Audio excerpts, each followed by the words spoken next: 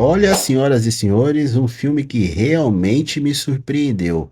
E não é que a senhora Netflix fez um filme que, para mim, pode ser o filme do ano?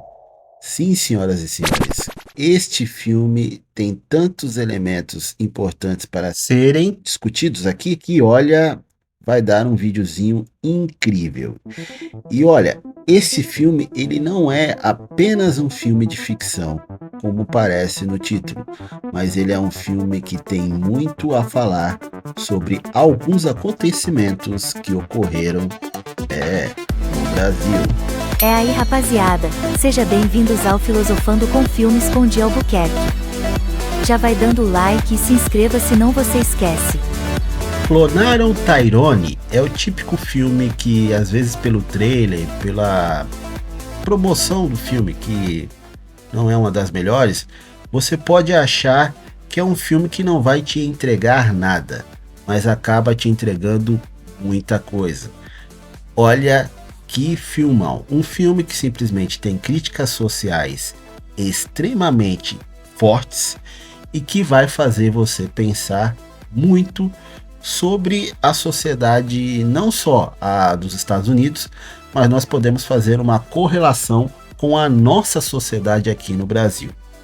E para que eu possa fazer com que você entre neste pensamento, eu já preciso te alertar. Eu vou fazer uma parte deste vídeo inicial falando somente sem spoilers. E depois eu terei que fazer com spoilers, porque a gente vai fazer um acréscimo de fatos históricos que vão ser inseridos nesse vídeo, e é impossível que eu consiga fazer isso sem que a gente se aprofunde na história do filme, ok? Mas fique tranquilo, pois você será alertado no momento que eu entrarei falando de spoilers. E olha, este vídeo eu já posso te garantir, você não vai sair ileso dele, porque é um vídeo que vai transformar a sua mente. Talvez você comece a partir de agora a olhar ao seu redor, a sua sociedade com outros olhos. Olha só, eu te garanto, tá? Porque é neste nível que este filme te faz pensar.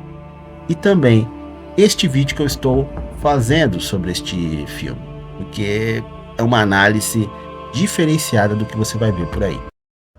Quem é? A gente vai ter que fazer isso toda hora. Eu tô te ouvindo. Não é possível. Abre a merda dessa Meu Deus, não porta pode aqui. ser. Não pode ser. Não pode ser. Não pode ser. Meu Deus. Tu mandou o fantasma visitar o Quero meu dinheiro, cafetão. abre O elenco é formado pelo Jamie Foxx, pela Teyonah Parris e pelo John Boyega. Esses três eles vão compor o elenco principal que vai nos contar a trama deste filme. O filme começa contando a história do Fontaine, que é o traficante feito pelo John Boyega. E logo nos primeiros minutos do filme você já percebe que esse Fontaine não é boa coisa, como já dizia a minha avó, né? E que o final dele não vai ser um dos melhores, né? Ele é o típico traficante marrento, gangster, que vive cobrando todo mundo e ameaçando geral. Bom, e numa dessas andanças, dessas cobranças que esse traficante faz, ele acaba encontrando o cafetão, que é interpretado pelo Jamie Foxx, e também a prostituta, que é interpretada pela Teyonah Parris. E é claro que o Fontaine, sendo essa pessoa da qual eu descrevi que tem vários desafetos, em algum momento ele ia ter algum problema. E foi quando ele se depara com um gangster que já tinha treta com ele e o alveja com várias balas, o matando. Só que no dia seguinte ele acorda em seu quarto e parece que foi um sonho. Fontaine, eu vi os caras atirarem em você 6 vezes. Então, a partir daí vem a grande revelação, que eu acho que não é segredo para ninguém, porque está no título da própria Netflix e também na sua sinopse. Ele foi clonado. né? E então ele parte para uma investigação junto do seu amigo cafetão e da sua amiga prostituta.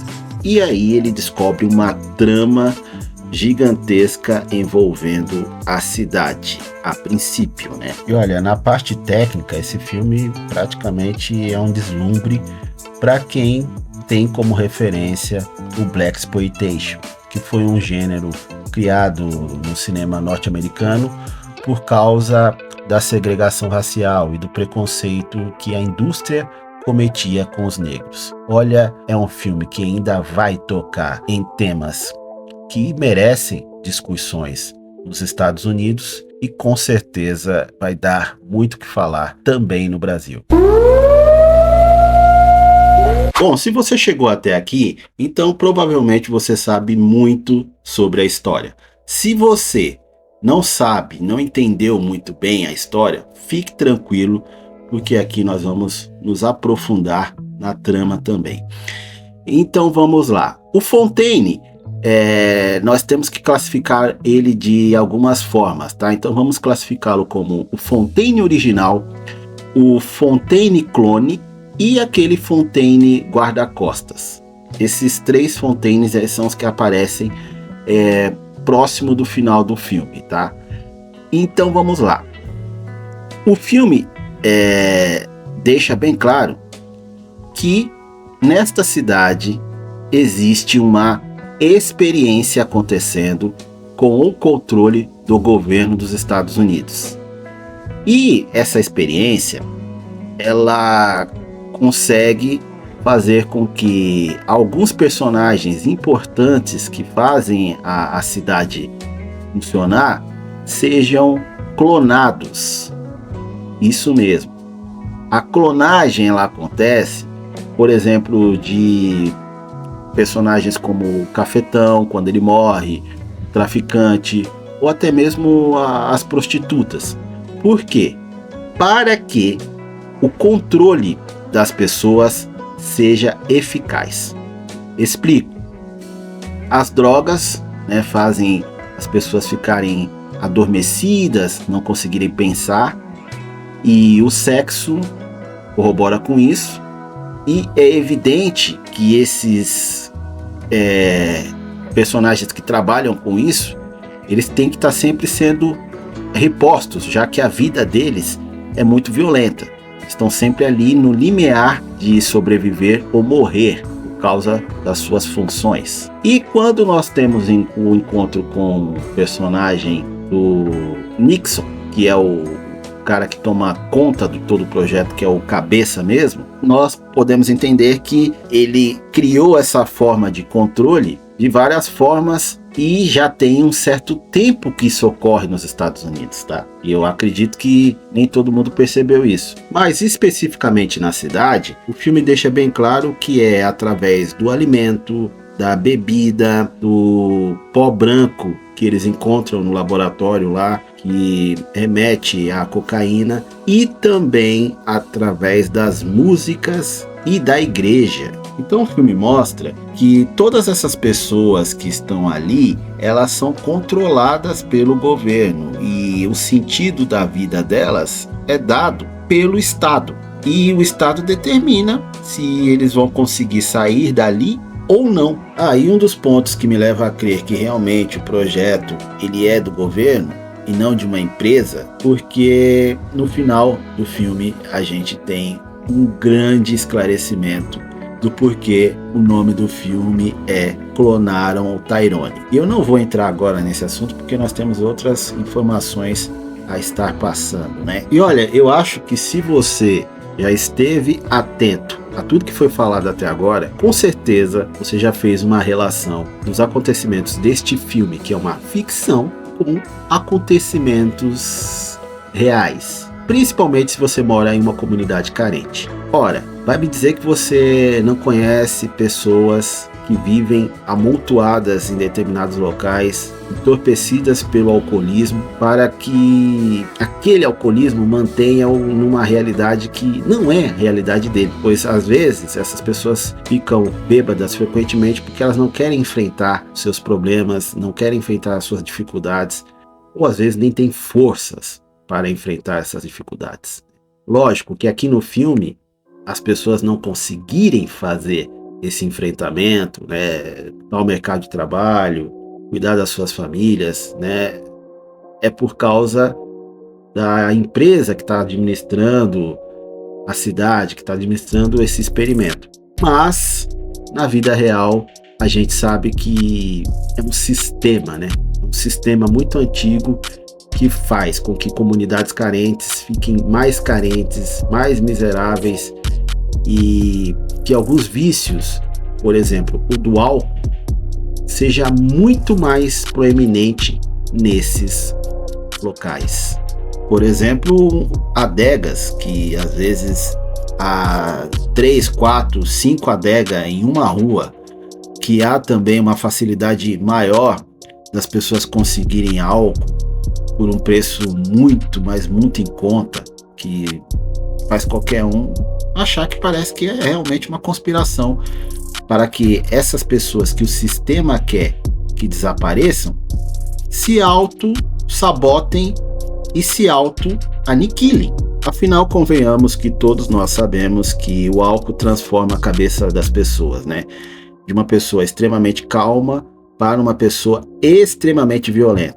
E agora nós podemos já falar do cara que criou todo este projeto nos laboratórios no submundo da cidade, que é o Fontaine original. Esse Fontaine, ele vai ter um confronto com o Fontaine clone quando acontece aquela revolução que foi feita através dos 3 grandes personagens desta trama, que eles adentram lá os laboratórios com os gangsters da cidade e começam a libertar os clones, e há o grande confronto com o geneticista, o Fontaine original. E aí o Fontaine original, ele fala que ele teve a ideia de fazer aquele experimento e tomar o controle daquela cidade porque ele quer no futuro acabar com a raça negra, já que esse cientista doidão acha que é a única forma de acabar com o racismo, que vitimizou o seu irmão naquela situação que o Fontaine clone vive relembrando, que foi quando a polícia abordou e o matou. Algo extremamente bizarro, né? Esse projeto dele, mas bom,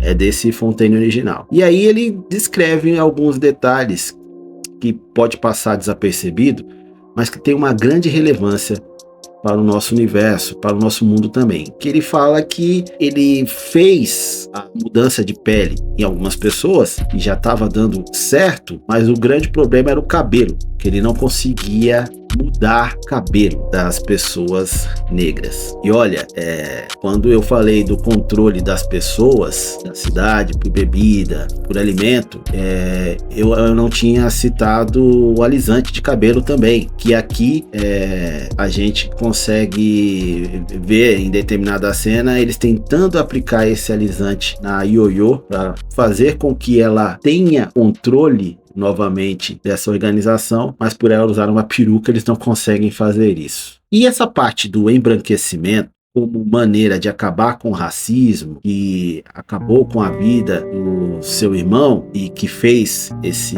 cientista fazer toda esta grande arquitetura do mal aí, a gente consegue fazer essa relação com a vida real de uma história que aconteceu aqui no Brasil, tá? Porque essa história de embranquecimento também ocorreu aqui. Há alguns anos atrás, teve por aqui no Brasil um diplomata e escritor francês chamado Arthur de Gobineau, que escreveu alguns artigos, alguns textos, falando sobre o futuro do Brasil e principalmente sobre a miscigenação, da qual ele condenava, que seria a mistura do sangue negro com a dos europeus, com a das pessoas brancas. E este diplomata, ele era amigo pessoal de Dom Pedro II. E o questionamento dele era que a raça negra ela não poderia ter o seu DNA espalhado no DNA dos descendentes de Portugal ou de qualquer outra pessoa branca, porque iria contaminar os genes. E olha, isso foi amplamente difundido, tá? Até porque houve no Brasil também a famigerada eugenia. Associações de eugenistas existiram no Brasil, com pessoas empenhadas em extirpar, acabar com a raça negra aqui no nosso país. E tanto isso aconteceu que existiu até um congresso, o Congresso Universal das Raças, que aconteceu em 1911, teve um representante brasileiro para discutir sobre isso, sobre esses temas, discutir sobre o fim da raça negra, como o fazer para que em 3 gerações a raça negra deixasse de existir completamente no Brasil. Porque este era o prazo que eles já tinham até estabelecido. A data para o fim da raça negra, se todo o projeto fosse aplicado com exatidão aqui, seria em 2011. Basicamente, a raça negra já não faria parte dos estudos de população brasileira. E olha que o projeto dos caras envolvia uma trama que começou bem antes até do Congresso Universal de Raças, porque logo após a abolição da escravatura, lideranças do Brasil queriam dar um fim aos escravos, aos escravizados, que tinham sido remanescentes desse regime tão trágico e cruel para o Brasil. E foi aí que foi criado um projeto que hoje já é colocado como tese de embranquecimento da população brasileira, que era trazer estrangeiros para cá com o intuito de, aos poucos, eles substituírem a raça negra que existia aqui no Brasil. E a raça negra ser eliminada aos poucos através da pobreza. Porque, imagine, os negros passaram a vida deles todinha trabalhando no regime de escravidão. Quando chega em 1888 a oportunidade desta mão de obra ser remunerada, eles são simplesmente dispensados, largados à sua própria sorte e se amultuam nas ruas, porque os seus ex-patrões, que eram ex-donos, não quiseram mais que eles trabalhassem para eles. E aí os estrangeiros chegaram aqui. Então você vê, essa tese do embranquecimento foi amplamente divulgada em congressos, universidades, em escolas, teve até matérias divulgadas em livros escolares, e toda a tese de embranquecimento e preconceito racial que a gente tem até hoje, ela vem disso. Bom, e você deve estar achando que eu esqueci de explicar quem é esse carinha aqui. Bom, é ele que dá o nome ao filme. É o famigerado Tyrone.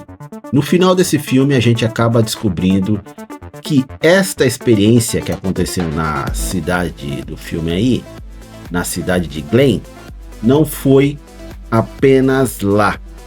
E é por isso que eu digo que é o governo dos Estados Unidos que pode estar por trás desta conspiração.